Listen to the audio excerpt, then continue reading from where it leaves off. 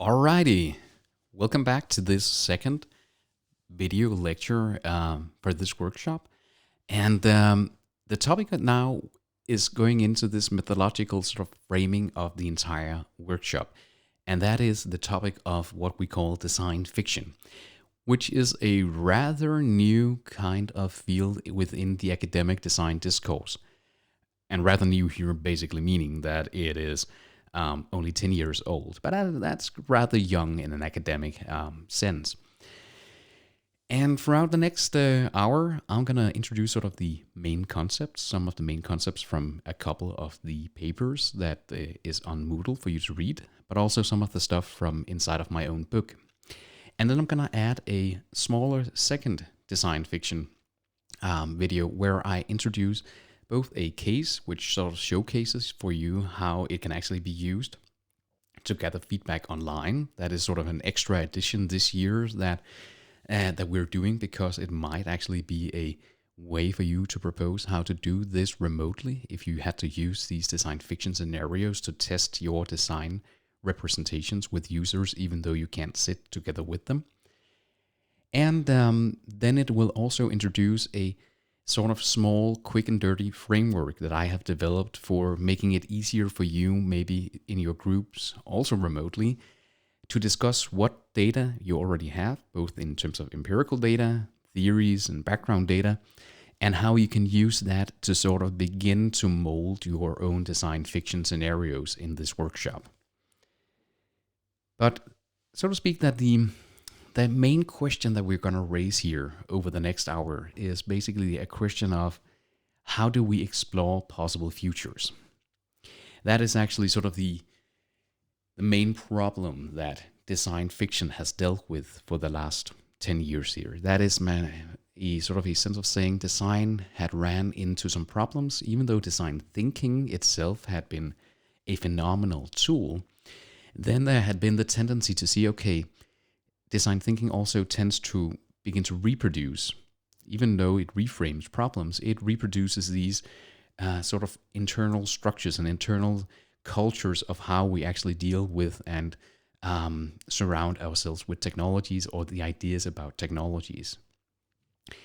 So it was also something about, can we actually create some tools that allows us to scope a bit farther out than the next fiscal year in a company, and can we do so in a way that we can also gain feedback and communicate with others through? And to just give you a bit of background, why is this an important sort of thing to talk about? Then I'll introduce you to a model called local hill climbing. It's a model that was developed by a group of researchers led by Saul Greenberg, also 10 years ago, more or less. And what they did, Saul and his compagnons, was basically that they did a large-scale study of how ideation looked in information technology projects. And this was done in the United States. And they asked a lot of different people with IT design competences to develop concepts, basically. Students, novices, experts, etc. And they sort of imagined that, okay, when people ideate, when people try to figure out these reframings of a domain through the means of digitalization, they sort of imagine the potential of all ideas as sort of a grid. And whenever you went and got an idea, you would basically make a dent in that idea. So basically a small hill. So there you are. We are basically right now, we have an idea, we've made a dent. And then their way of thinking about this was that when you then observe designers do what we call iterations, then an iteration in their metaphor was basically just like climbing this hill. So local hill climbing is basically iteration. It is that you climb the same hill, you get an idea, and then you iterate upon iteration to perfect the idea. Iron out details, figure out what problems might be there, and polish in the end. And what they found from observing all of these design projects was that at some point we often see people in design teams end up simply cannot sort of squeezing more out of the idea. I guess many of you also know that, have experienced it yourself. At some point, we simply just can't figure out anything more to actually say or do about this design issue. That's usually when we say, okay, now we're done. Now we have the good solution. This is what Greenberg calls that we have reached the local maxima of the idea. We have basically entered a domain where we say, okay, we've reached the top basically. This is the local top of this mountain we have created, metaphorically. And this is good. This is, of course, what iteration is all about, reaching the top potential of our idea. But the problem that Greenberg and company was that many people cannot really reflect upon a good answer when they are asked about, are you sure it's a good idea in the first place? Are you actually sure that this idea is the best idea that you could come up with in your design team? Have you explored many possibilities? And what they saw was that when they provoked a team to say, okay, you have made this one idea, you iterated upon it, but you need to make another idea, a completely different idea. Then what they saw was that idea number 2 often didn't make that much a mark. It was often a worse idea. It was like, okay, we had to figure out one more idea. I guess we could do this too. So it was often a worse idea. But then the magic sort of came when they began to observe across all of these cases that usually around when you begin to ask about, okay, make a third idea, a third widely different idea, then teams often begin to look at, okay, well, the reason idea number 2 sucked was that it didn't include this and this and that from idea number 1. So if we combine these two, then we suddenly get a better idea. So an idea with a greater potential, so to speak. And what they saw from making this pool and this study of, I think it was around 1,500 designers who participated in this experiment across the United States, was that around idea number 5, the local maxima was suddenly turned into the global, or what we could call the optimal maxima of the problem space. Usually because that at this point, ideas had been out in many directions. They had begun to be combined from different other concept ideas, and they were beginning to merge into something.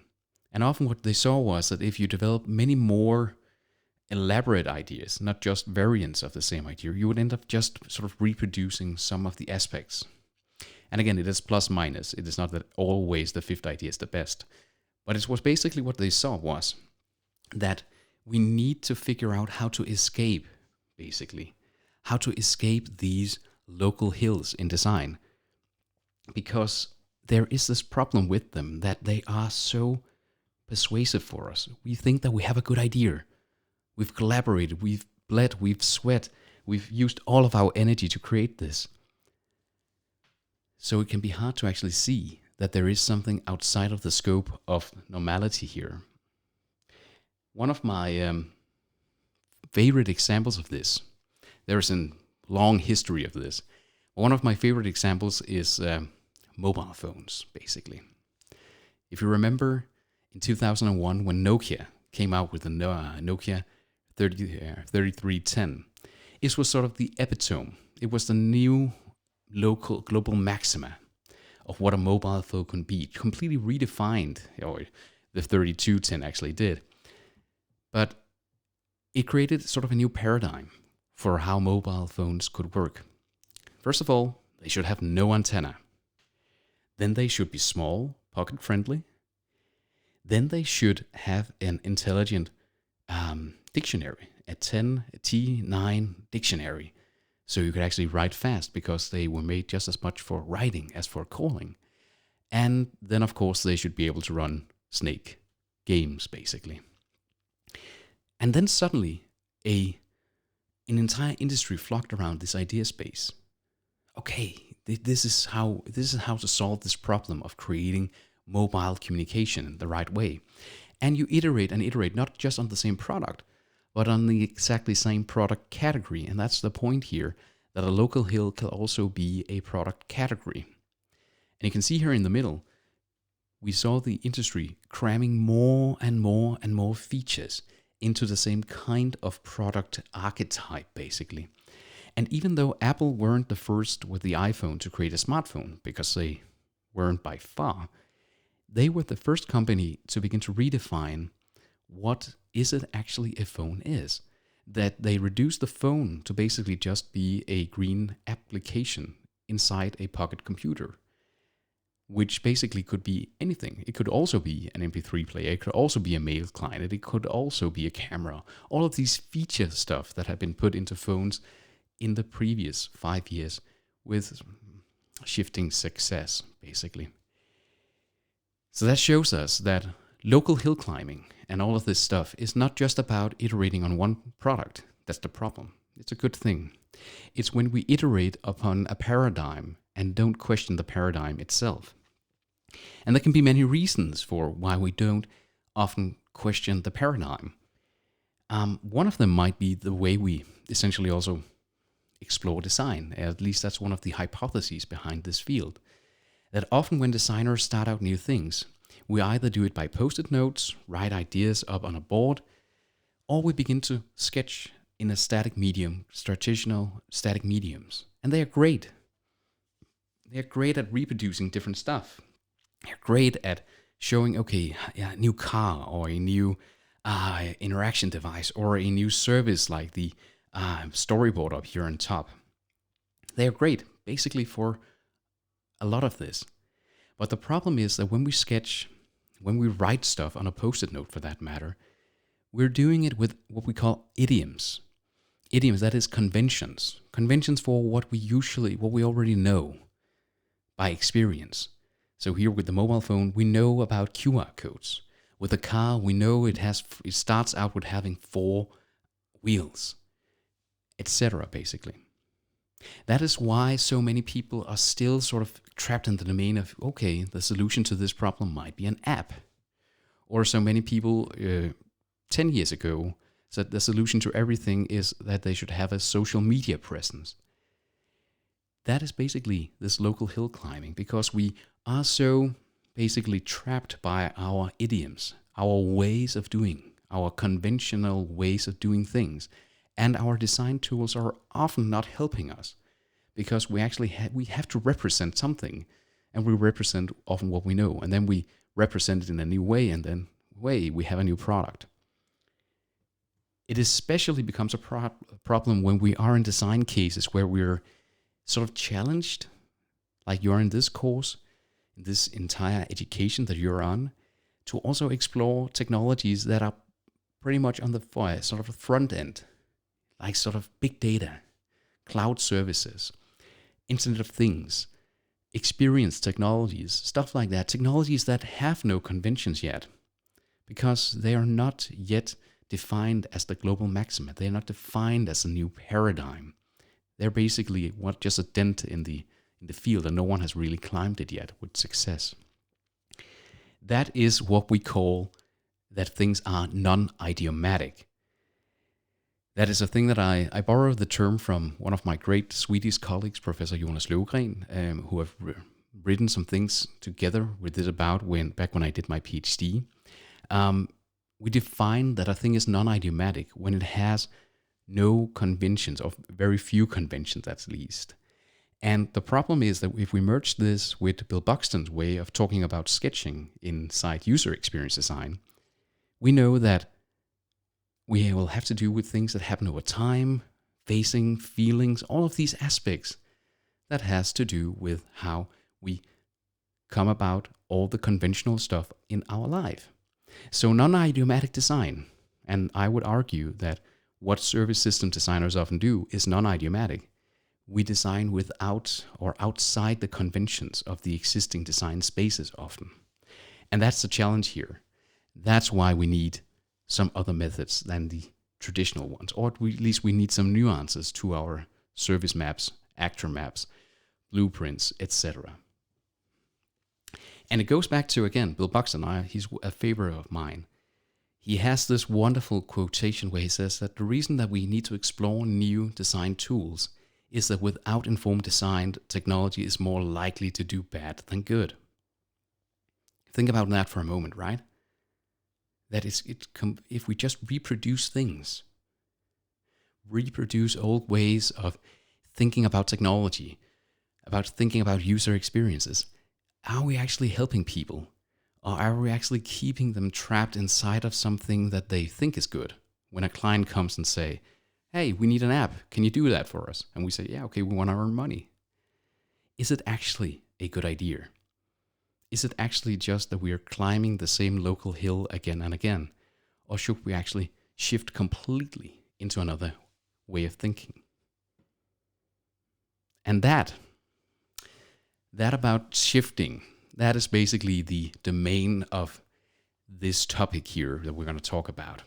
The domain of where we begin to say, okay, what if we actually used our competencies in design and in user-centeredness to actually speculate more, to actually challenge more, to actually go in and say to users or to say to stakeholders, yeah, you think that this is the way to go, but you only think that because you're trapped by convention. The real innovation would happen if we did this. Or maybe even more provocatively, say, yeah, I know you think that you want this, but let me show a provocation here. I'm not saying that we should ever produce this, but this is something to make you think about it. That is sort of the topic of James Auger, one of the papers that I've put on Moodle. His wonderful, wonderful, and often quoted paper, Speculative Design, Crafting the Speculation. It is a paper where he presents many different of these, what he calls speculative designs. I'll end up calling them design fictions later. I'll come back to that. One of my favorite examples basically is that he loves challenging stakeholders in their way of thinking about technology. Now, one of these issues was basically in the United Kingdom. There was a long debate about if we should begin to allow technology to be embedded inside the human body. And a lot of people were in favor for that because they were like, yeah, okay, having a medical robot injected into my arm which could monitor my health, that's great. But again, this is non-idiomatic technology. So people have no conventions for this, few if any. So people were quickly to jump up on this, yeah, okay, that sounds great. And James Auger then created this idea about, well, let's not stop there. Let's build in then a communication chip inside a tooth implant. So I could actually just talk to, speak in the phone without having a phone, really. I could just speak because it would sort of pick up the voice from my kinetic of my bones in my face.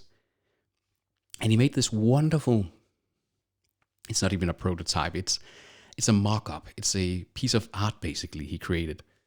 It can do nothing, really. It's just a mock-up, really. But he portrayed it as though it was real, as though this is a next step technology. And what happened was that suddenly the mainstream mediums, this is that's the Sun, I think, in the United Kingdom, suddenly began to report about this new technology as though it was real. And people suddenly began to talk about this non-idiomatic, this non-unconventional technology in parts of, okay, we actually maybe need regulations on, and we actually need to talk about what kind of technologies we need or can allow to put inside our bodies. Because what if you hacked a tooth? How can you hack a tooth? And how can we ever know if somebody is listening if the phone is in our mouth, literally? So this is sort of where it comes from. James Auger and a lot of other people, especially from Great Britain, pioneered this way of thinking. They're saying, okay, let's provoke people by making them come out of their comfort zones in design. And this has led to some hypotheses. One of them I have had the honor of presenting myself together with one of my good colleagues.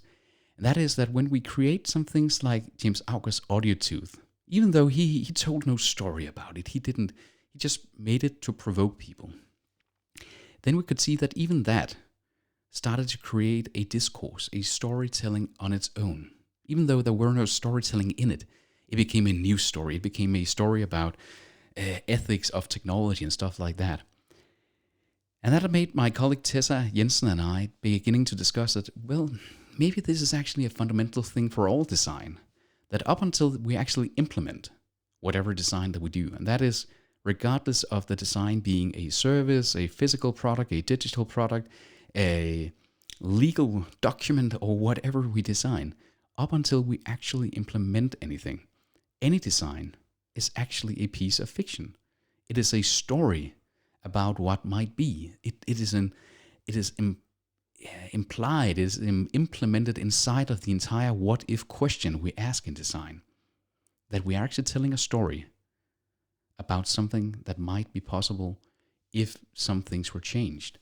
So basically storytelling is built into design. And that is sort of the basic premise that this new domain of design is working with. Saying, okay, if this is an inbuilt aspect of design, what if we did not just then let stories form on themselves, like with the audio tooth? What if they actually were embedded? What if we actually used designs which were not yet real, which were still concepts and thus fictional, but used them inside storytelling to make people reflect upon if they should be made real? One of my favorite examples of this is this one made by Kiichi Matsuda. Some of you might have seen it. It went viral a couple of years ago. It's called Hyperreality. It was a video concept made by this independent design studio, basically to critique the way that these augmented reality, these glasses where you can extrapolate digital information on top of. It was back when that was sort of the hottest topic in town. And at the Davos summit, the summit where world leaders meet and discuss basically world domination and stuff like that, they created this video scenario. It was held in Latin America back then. So the case is a Latin American town here. And they wanted to show why world leaders had to begin to discuss how to maybe regulate the use of augmented reality, because they asked the question, what happens if augmented reality was suddenly just let loose, that marketing companies, civic companies, everyone could just use it, but also use it to maybe nudge our behavior in a disfavorable way. Let's see a short clip here of the hyper-reality vision video. Sto in presente ora. Me amo. Sto libre de mi ira. Sto libre de mi tristeza. El amor speaks for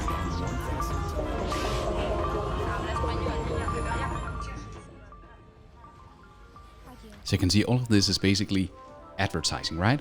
But it also shows, okay, what if it could actually control the way we walked on the pavement? And what if it could clear the road when cars were arriving, so clear the area?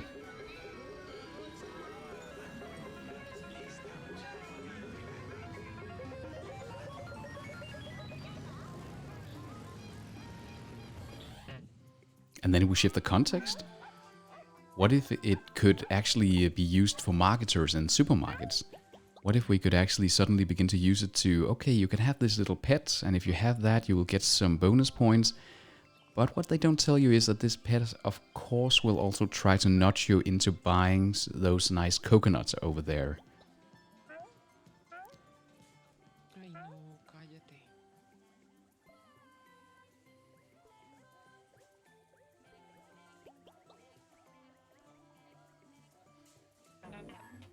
And then later on here in the video, now we won't watch all of it, but you can see here it begins to glitch. So in the video scenario, they also include the scenario of what happens if you suddenly need support with your video glasses, your augmented reality glasses.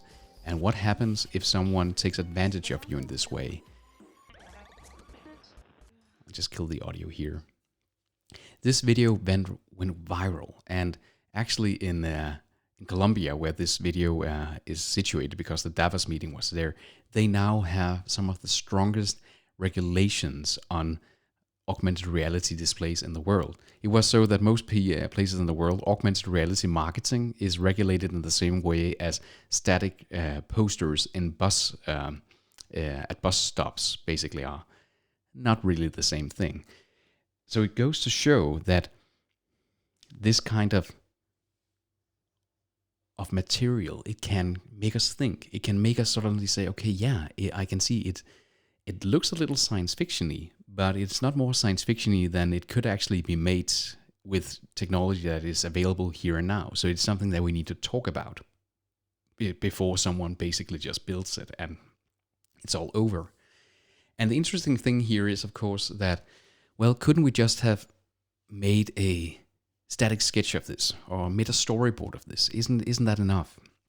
I've made here a series of images, frame grabs from the video, and even though we can see, okay, many of the same things are represented, and we can sort of, okay, now we've seen it, yeah, we can recognize what was in the video. But the interesting thing here is the pacing and the rhythm. That is that we control, us who created the video.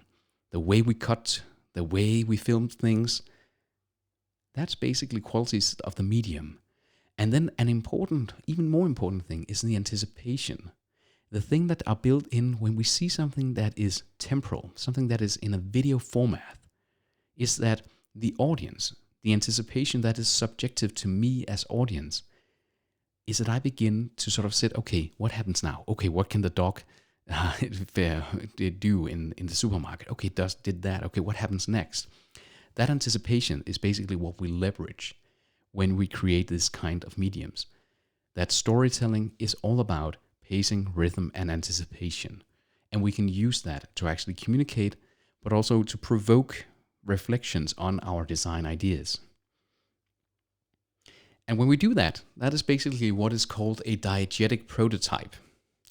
Now, diegetic is a bit of a wacky term. It's a term many are not familiar with. But in media science, it's a thing heralding from media science. And diegetic basically just means that something is true inside a narrative. Something is true inside a story. Diegetic actually means told, basically. So the best way of explaining it is you can use it with sound, music in movies. That if you have a movie where you hear music and then you suddenly realize, oh, the music is playing from a radio on the desk of our main character in the movie, then we're talking about that the sound, the music is diegetic because it is true inside of the narrative of the character. Whereas if it was the fanfare of some kind of epic movie, then we know it's non-diegetic. It is not real inside the narrative. It's just something for the audience itself. It's something that is to create some feelings for us, basically. That's what David Kirby, in his very widely quoted paper, The Future Is Now, went to say, okay, what if we took this term of something being true inside a narrative and transferred it to prototypes? Saying, okay, we could have prototypes. We can have ideas about technology. And we can prototype them within a narrative. So they don't have to be programmed. They don't have to work in the real world. They just have to be real enough for us to actually reflect upon them as that they might be real. As though they might be implemented and they actually might be something that people in our real world, not in some kind of science fiction fantasy world, that real people would actually use. And thus the hypothesis is that we can reflect upon and assess the need and benevolence and the viability of these technologies much, much earlier than if we had to build a very costly prototype of these non-idiomatic technologies. Now, this term of diegetic prototypes, that was basically here it all started. And then a bright literature professor and author, Bruce Sterling, came out 8 years ago and sort of coined it down, saying, okay, this field, when we use diegetic prototypes to do this kind of speculative design through narratives, that domain is hereon called design fiction, basically. And he also went to define that design fiction is basically the deliberate use of these diegetic prototypes to suspend disbelief about change. That's really a wonderful definition because it's a simple one sentence. And he says, okay, deliberate. So we have something that has to do with that we have an intention. This is not a story just to tell a story. It is something that we do to explore some things about our design. A design idea is something functional here. Then we have the diegetic prototype. That is that the technology is true inside the scenario that we're portraying. So it has to make sense. It has to be a meaningful way And it has to be realistic to some extent. Realistic can also be, okay, this is actually a prognosis that in 5 years, AI will have developed at this point, or in 10 years, there will be so much data that you can actually predict these and these and these and these things. Or in 2 years, the service sector will be in this way in Denmark or whatever. And then suspension of disbelief. That is basically another sort of media theory term here, that it makes us accept the premises of the scenario. So it's not that it cheats us. It's not that it makes us believe that it's true. It is the same way as when we see a film or when we watch or read a book, that we accept the premises and immerse ourselves for a moment in the story to basically either be entertained or, as in this situation, begin to reflect upon the change. And that's the last part, that we actually understand what is it this designer wants me to reflect upon. What kind of change conditions has actually been proposed here? In the video before, it was, what if augmented reality was not regulated? What could happen? There could also have been a lot of positive things we could see with the pavement, with the road clearing, everything like that. But there would also be negative things probably. So that is design fiction, the deliberate use of diegetic prototypes to suspend disbelief about change.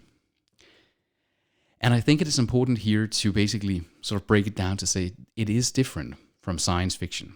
Even though it often looks and to some extent sounds a little like that it is science fiction, it is not.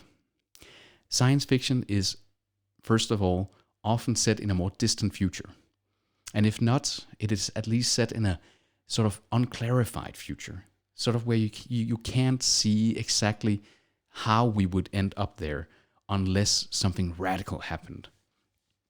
But more importantly, the storytelling itself. In science fiction, there is always this kind of either utopia, everything is great until it's not, or the dystopia, everything is really, really gloomy in the future. So it's always some kind of domain of we have to confront technology or revolt against it or save the universe or whatever, where design fiction has much more to do with daily life, the mundane, the conventional, all the stuff that we take for granted and don't really sort of address head on normally, and showcase that as a situation worth considering for designers. And thus basically the object is not to speculate on scientific progress, it is to speculate on the design process itself.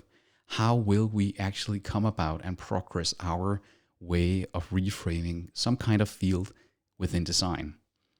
And thus the outcome of a design fiction should not be fantastic. It should not be exotic technologies. It should not be exotic villains or anything. It should be realistic. It should be questions that are worth raising about the domain of design that we're working with, and nothing more. And then, of course, we can begin to talk about, okay, how far out can we then go? How many years in the future? Can something that is set a year from now, can that still be design fiction? And to answer that question, I think we should look the way of at Dunn and Raby, again, two of the people from Britain, Great Britain, who has actually done some wonderful work in the domain of speculative design and in design fiction. They created this widely popular model called the future cone, in which they try to sort of help us understand this field by saying, okay, clearly we can talk about that design fiction can exist out in the outer quadrant or the outer layer, the possible world. So we say, okay, as long as it does not invent exotic technologies that has not at some point in our here and now been proved that it can actually be done, then it could be design fiction. It will probably just be out in the scope of saying, okay, it's in the extremes. It's in where we really try to provoke more than we try to anticipate and discuss what should be built here and now. So the scoping is broader, basically. But then comes the domain of what they call the plausible. That's quite interesting, because that's where we say, okay, from where we are now, we can actually see this happening.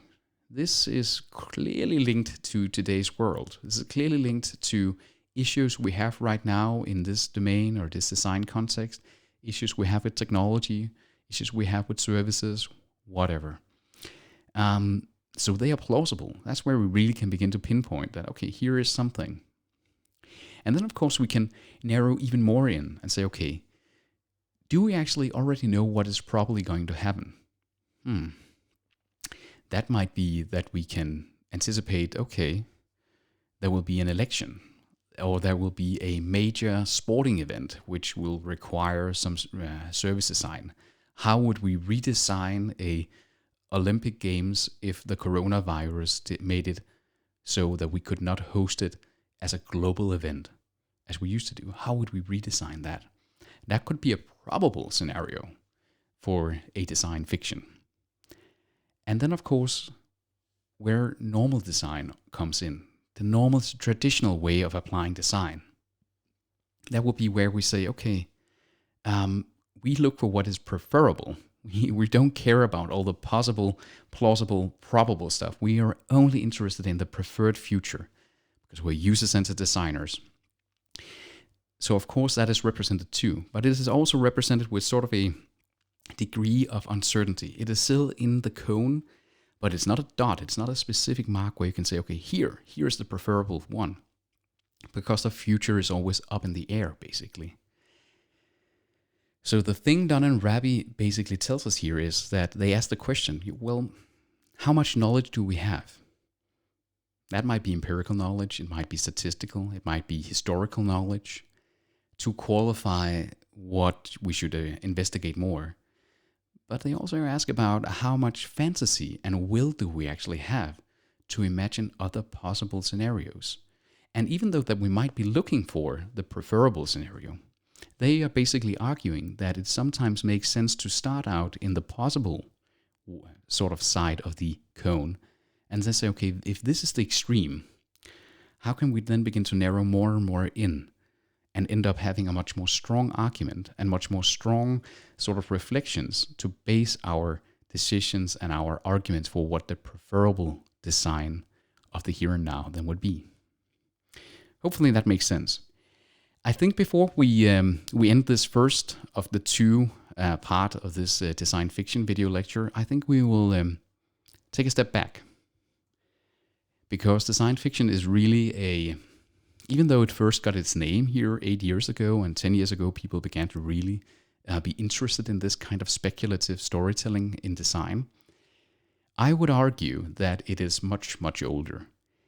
And I would argue it's as old, more or less, as going back to the mid 80s, actually, where this beautiful piece of hunker junk existed.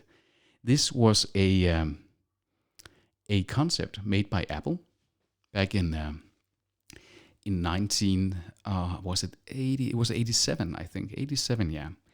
Where Steve Jobs had just left the company, and the new CEO of Apple basically wanted a new prestige project, a new project for him to basically say this is what Apple is going to aim for in the next 10 years. So he imagined this would be a product they would launch sometimes in the 90s. And he called it the Knowledge Navigator. And it was a product that proposed technologies that already existed back then. And that was a capacitive touchscreen, a mobile form factor, access to what had yet to become called the internet, but a networked device, and the access to an AI speech recognition unit. That sounds an awful lot like an iPhone or an iPad, right? And this is a concept that is 33 years old, basically. But back then, they also only had this piece of plastic. It could do nothing. There were no hardware in it. Basically, Apple's engineer came to Scully and said, okay, we have R&D, we have research and development in all of these things, but to build it into a functional prototype, it will need $100 million just to get it working, and we won't even have a product we could sell remotely back then. And he basically shut down the entire project up until a clever engineer came and said, okay, you can actually give us 50 5,000 American dollars instead. And then we can create the visions of this that we can share with the company and we can share with the press of where we are actually aiming to go with this development. And remember, this was back in the 80s where video effects and stuff like that was much harder and much more expensive to do. This day and age, what they did for 50,000 Danish kroners, 50,000 American dollars, we could do for 5,000, maybe 15,000 Danish kroners this day and age. But what they did was basically they created a series of videos, and I've linked to both of them here, but we'll only watch one of them now, where they hired actors and they did special effects, and they basically created a design fiction of what if we had this Apple Knowledge Navigator, the iPad of the 80s basically, and how would it affect different contexts. Now the two videos here, one of them is with a dyslexic person in his 50s who can't read, where the device helps him overcome his reading disabilities. And the one we're going to see now is a university professor having to plan a lecture from home. So that's something that I can relate to. I cannot relate to how his office looks here. My office is not nearly that nice. But let's see the video.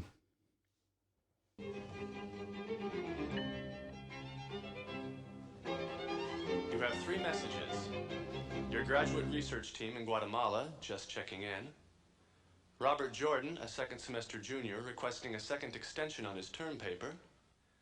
And your mother reminding you about your father. Surprise birthday party next Sunday. Today you have a faculty lunch at 12 o'clock. You need to take Kathy to the airport by 2. You have a lecture at 4:15 on deforestation in the Amazon rainforest. Right. Let me see the lecture notes from last semester.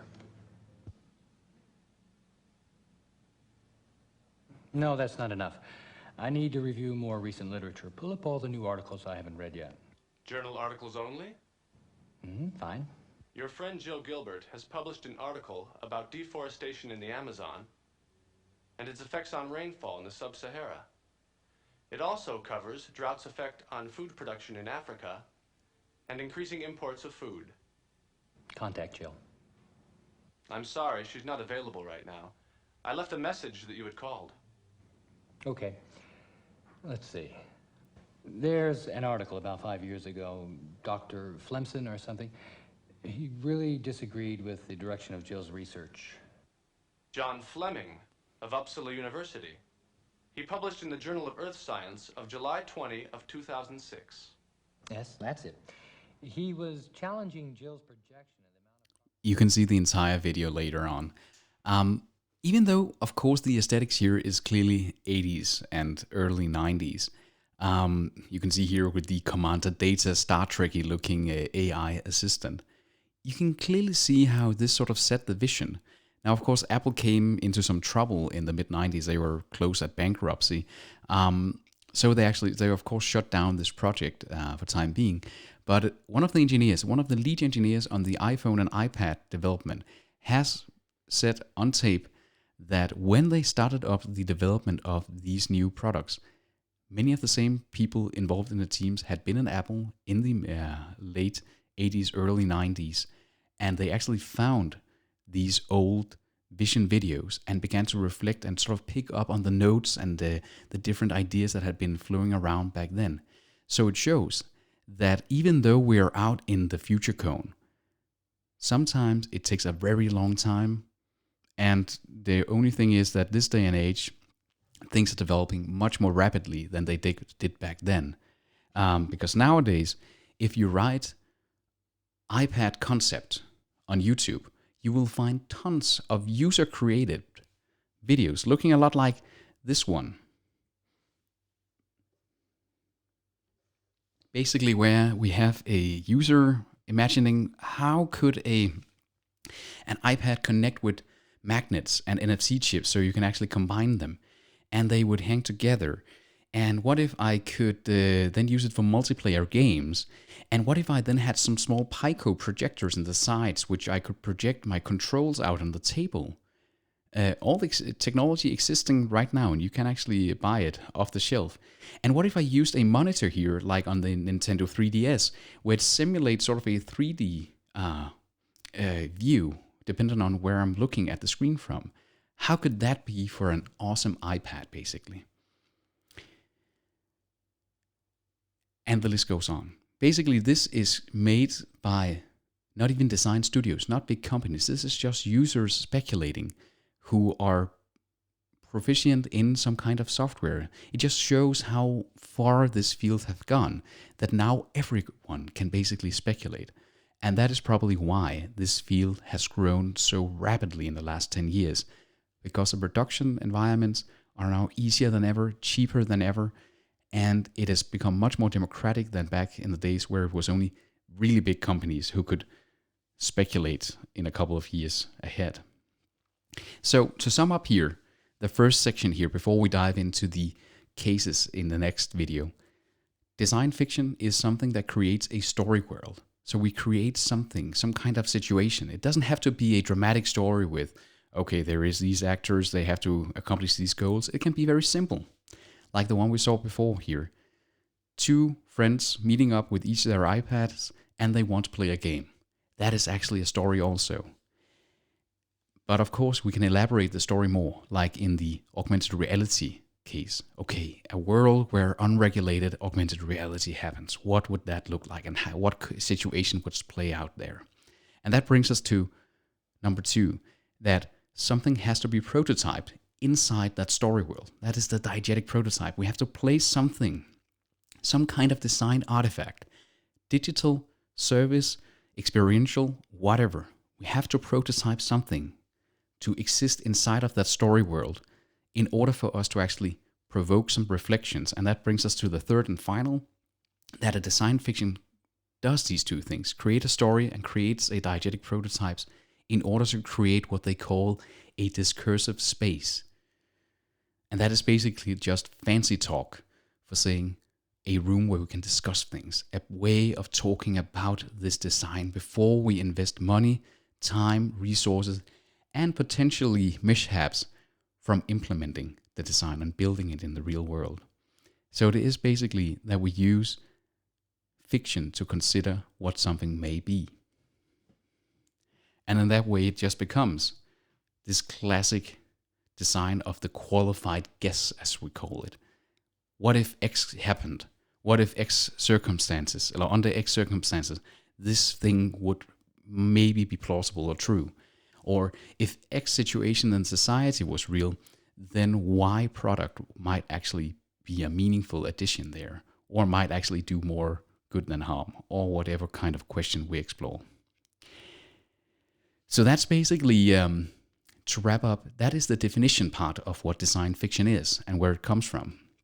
In the next video, I will showcase you a lot of different, more recent examples of design fiction, also some that are created by users, and we will discuss sort of a framework for you to get started asking design fiction questions in your semester projects in the workshop week here. So stay tuned for the next video. And I know that you're waiting for this one.